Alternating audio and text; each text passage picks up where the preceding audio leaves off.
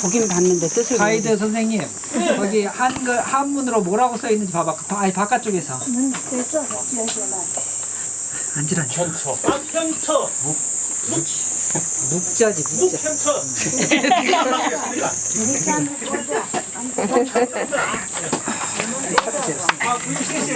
편처. 묵현처라고 써요. 묵현처. 묵이란 말이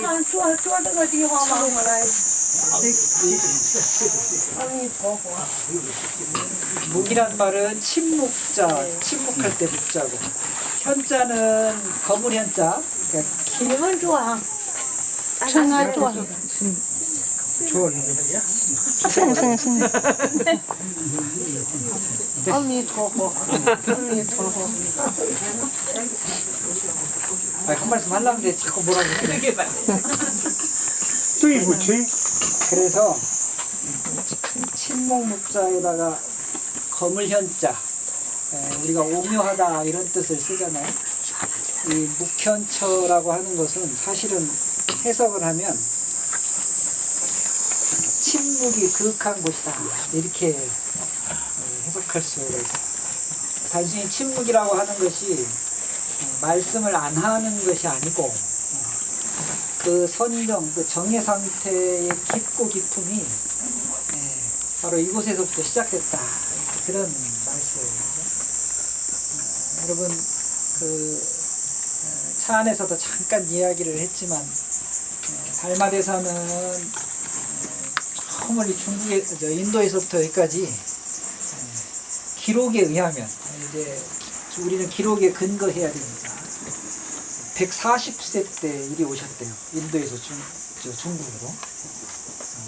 151세에 돌아가신 걸로 지금 그렇게 되어 있는데 참 대단하죠. 140세에 인도에서부터 중국에, 그것도 양자강이 아니고 사실은 양자강을 이렇게 건너왔다는 이야기도 있지만 저 남쪽 바다를 갖다가 일엽편주라고 해요. 그러니까 하나의 그 나뭇잎으로 만든 나뭇잎과 같이 보잘것없는 아주 작은 배에다가 몸을 싣고 오셨다는 얘기예요. 그 먼 길을 그 이야기는 혈혈 단신으로 오셨다는 것이죠.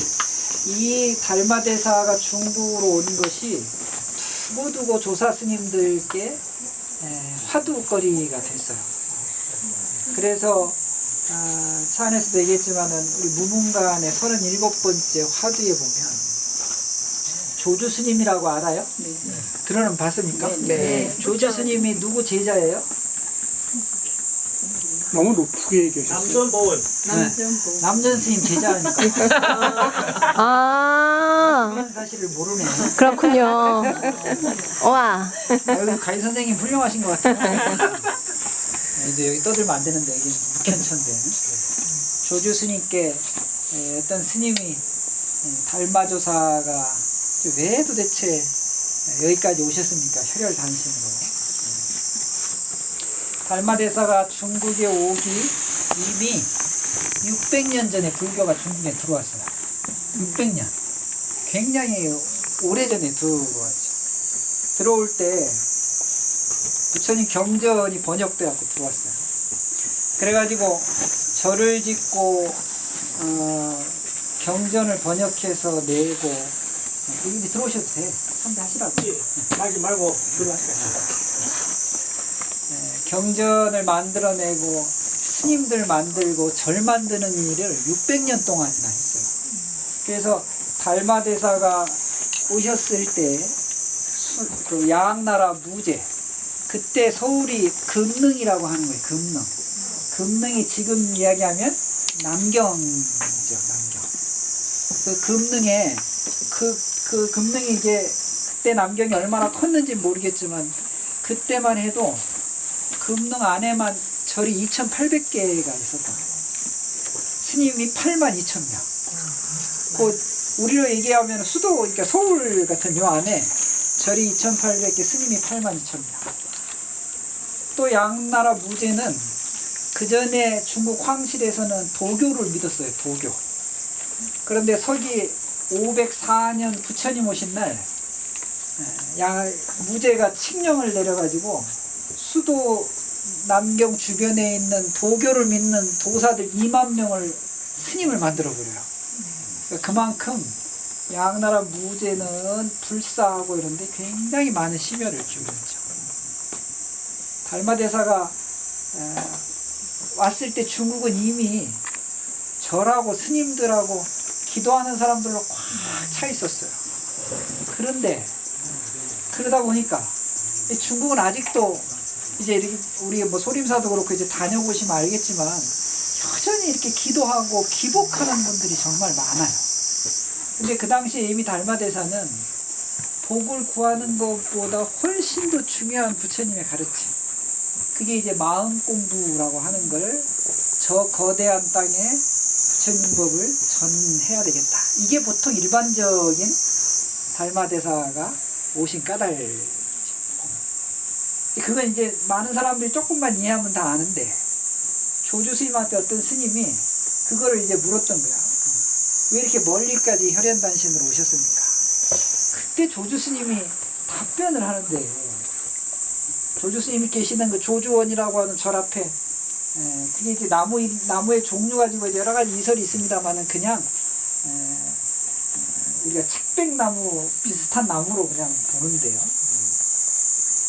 정전 백수자라고 하는 대답을 하시잖아요. 저 앞에 나무를 보면서 뜰 앞에 자한나무다. 자한나무, 책백나무, 뭐 회화나무, 뭐 여러 가지 설이 있습니다만. 그러면서 달마대사가 온 까닭이 뭡니까? 이제 지금부터가 중요해. 자한나무다. 뜰 앞에 자한나무다. 그러니까 이 제자가 조주 스님한테 경계로 저를 시험하려고 하지 마십시오. 그러니까 이제 말장난 하지 마십시오. 뭐 이제 이런 뜻이지. 그러니까 조주 스님이 경계로 이야기한 것이 아니라 본질을 얘기한 것이다. 이렇게. 그러니까 그 제자가 스님이 다시 묻겠습니다. 달마대사가 여기까지 온 뜻이 뭡니까? 그러니까 이제 조주 스님이 또 역시 뜰 앞에 잣나무다. 이렇게 말씀하시고. 그래서 그 유명한 정전 백수자라는 이제 화두가 생긴 거예요.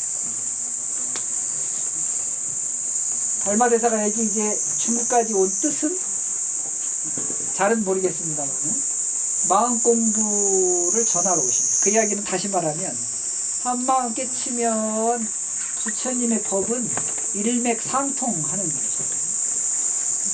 여전히 많은 사람들이 부처님 법이 뭔지를 궁금해요. 근데 의외로 굉장히 쉬운 거예요.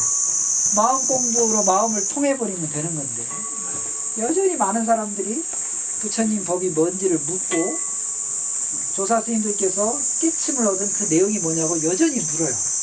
중요한 건 내 마음을 깨치면 될 건데, 조주 스님이 잣나무라고 아마 했던 건 잣나무를 보고 있는 네 마음이라 좀 깨치면 좋지 않겠느냐, 뭐 이런 뜻이 아니었을까 그냥 어림잡아 짐작은 하는데, 그건 내 얘기로 짐작할 게 아니라 여러분들이 한번 생각하고 또 생각해 봐야 될 문제죠. 이제 그래야 화두라고 하는 거니까. 왜 그런 말씀 하셨을까? 나 같았으면 뭐라고 했을까? 나 같았으면 어떤 질문을 했을까? 달마대사가 정말로 그 멀리 여기까지 온 이유가 과연 뭘까? 결국은 마음 공부를 하기 위해서 그런 건데, 우리는 실제로 지금 한국에서부터 여기까지 지금 비행기 타고 이 멀리 버스 타고 막 계단을 걸어서 올라왔는데 왜 왔을까? 달마대사가 여기 온 까닭하고 우리가 여기 순례 온 까닭하고 뭐 통하는 게 좀 있습니까? 달마대사가 여러 가지 말씀을 하셨는데 그 중에 아주 대표적인 가르침을 한 가지 우리한테 남겨주셨어요. 그게 뭐냐면은 소위 이입사행론이라고 하는 건데, 들어보셨나요? 이입사행. 두 가지로 부처님 진리로 들어가고 네 가지로 실천한다, 이런 말이거든요. 이입이 뭐였냐면은, 하나는 원리로서 부처님의 가르침을 이해하는 거예요. 원리로서. 원리는 뭐냐면은 경전도 보고 공부하고 스님들 법문 듣고 이러면은 어느 정도 알 수가 있는데, 그러면 나머지 하나는 뭐냐? 실제로 행함으로써 그걸 얻어내야 되는 것입니다. 그 행함을 얻어내는 것이야말로 마음 공부를 얘기하시는 거예요. 그 행하는 것이 네 가지 종류가 있다고 그랬어요. 그 네 가지가 뭐냐면은 뭐 다 아시겠지만 한번 해볼까? 혹시 아시는 분 있습니까? 보원행. 첫 번째 보원행. 내가 지금까지 살면서 원망하고 미워했던 그 마음을 갚아야 된다. 그러니까 마음 공부라는 게 어려운 게 아니에요. 남 원망하고 남 미워하고 이런 마음을 되돌려 먹어야 돼요. 마음 공부 이제 그걸 거기서부터 시작해요. 또 하나는 수연행이지, 수연행. 수연행이 뭐냐면 인연에 조화롭게 맞춰서 사는 그 마음을 내는 거예요. 뭔가가 경계가 다가오면 그것을 순경계든 역경계든 인연으로 받아들이는 거예요. 수연행. 또 하나가 무소구행이라고 했어요. 그러니까 뭔가를 자꾸 얻으려고 자꾸 마음을 내면 조바심이 일어나고 꼭 실수하게 돼. 공부도 마찬가지예요. 내가 빨리 깨달으면 얻어야 되겠다. 내가 빨리 공부가 진전이 돼야 되겠다라고 생각하면 자꾸 급해져요. 그래서 구하는 바 없이 원하는 바 없이 정진할 줄 알아야 돼요. 묵묵히. 무소구행이라. 네 번째가 칭법행이라 그래요. 칭법행. 부처님 진리를 사는 거예요. 그러니까 마음 공부라는 게 막 마음이 그냥 막 그 안에서 뭔가 막 태풍이 불고 번개가 쏘고 마음을 깨닫는 경우도 있겠지만은 달마 스님께서 말씀하신 너무나 쉬운 말씀이에요.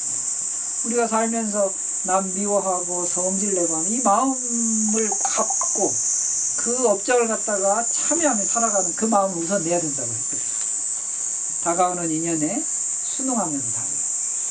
구하는 법 없이 정진하고 부처님 진리에 맞는지를 잘 살피면 그것이야말로 마음 공부의 요체라고 했거든요.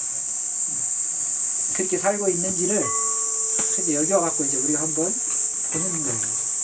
여기까지 올라온 이유는 그것이지. 그래서 그 달마대사는 그 인연의 법을 양무제한테 얘기했는데 양무제는 엉뚱하게 스님 많고 절 짓고 탑지는 얘기만 하니까 이건 아직 아닌가 보다. 사실은 그 마음 공부하는 법을 전하러 왔는데 받을 만한 준비를 하고 있는 사람이 없는 거예요. 너무너무 우리가 기복하고 너무 불사하고 너무 눈에 보이는 이런 것들에 푹 빠져 있어가지고 마음 공부를 할 만한 미처 그런 인연들이 아직 만들어지지 않아요. 그래서 여기에 오셔가지고 무려 9년 동안이나 그 인연을 기다려요. 우리가 시간이 좀 있으면 요 옆에 로양, 낙양이라는 데 가면은 그 유명한 석굴이 있어요. 용문 석굴.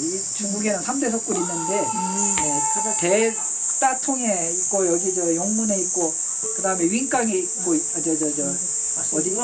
운강석굴하고 저기 어디야? 도낭하고 이렇게 세 군데가 있거든요. 그래서 용문석굴을 좀 들렸으면 참 좋았을 뻔했는데 용문석굴이 중요한 게 아니라 그 용문석굴 건너편에 향산사라는 절이 있어요. 백거이라고 하는 유명한 백낙천이 전 재산을 털어가고 절을 짓고 거기서 이제 돌아가셨는데 이 향산사에서 30살 된 해가 스님이 출가를 해요. 그래서 해가 스님이 거기 있다가 달마대사 소문을 듣고 여기를 찾아와. 32살 때. 그래서 바로 이 앞에서 달마대사가 이제 이 굴에서 이제 정진하고 이제 9년 동안이나 면벽을 하시고 계셨다. 얼마나 대단하셨는지 달마대사 형체 그대로가 벽에 새겨져 있다 그래. 들어가서 보셔 한번 새겨져 있나. 그 정도로 여기서 오랜 기간 동안에 인연을 위해서 기다리셨는데 해가가 이제 찾아온 거예요. 근데 그 해가가 부처님께 달마대사에게 법을 구하는데 달마대사가 지금 이야기했던 그 인연이 됐는지 안 됐는지를 알 수가 없잖아. 이 스님도 다른 수행자들처럼 혹시 중국의 그 불교 경전 찍어내고 불사하고 그저 그냥 연불하고 수행하는데 천착돼 있는 스님은 아닌지를 판단하기 어려웠던 거예요. 그래서 해가에게 너의 본심을 보여달라 그랬는데 해가가 그 눈이 여기가 이제 겨울에는 이제 눈이 좀 많이 오나 봐요.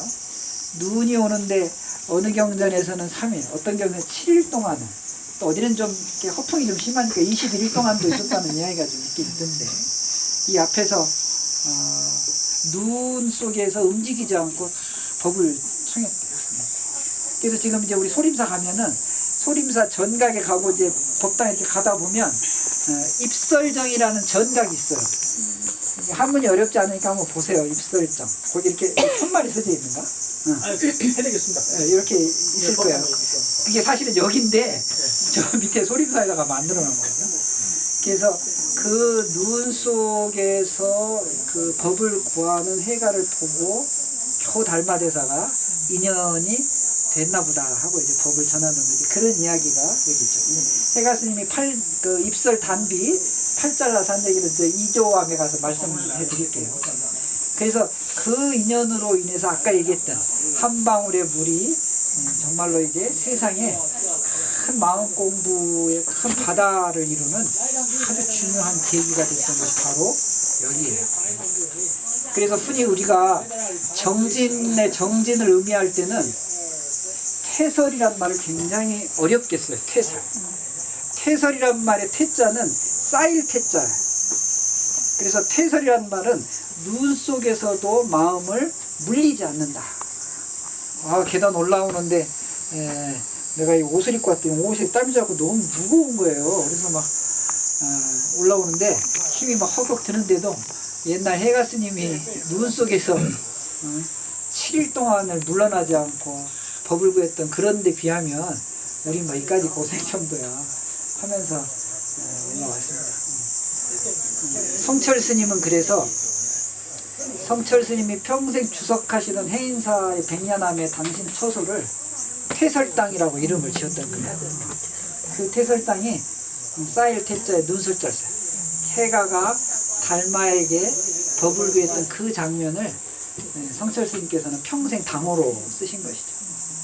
그러니까 옛 어른들의 그런 그 마음의 의미 이런 것들을 조금만 우리가 알면 정말 이 촌각이 좀 아까워요. 시시때때로 지금 공부 이제 해야 되는 것이죠. 이 법을 구하는 구도의 정신은 저 이조암에 가서 해가 스님이 그 이조암에 가서 이야기하도록 하겠습니다.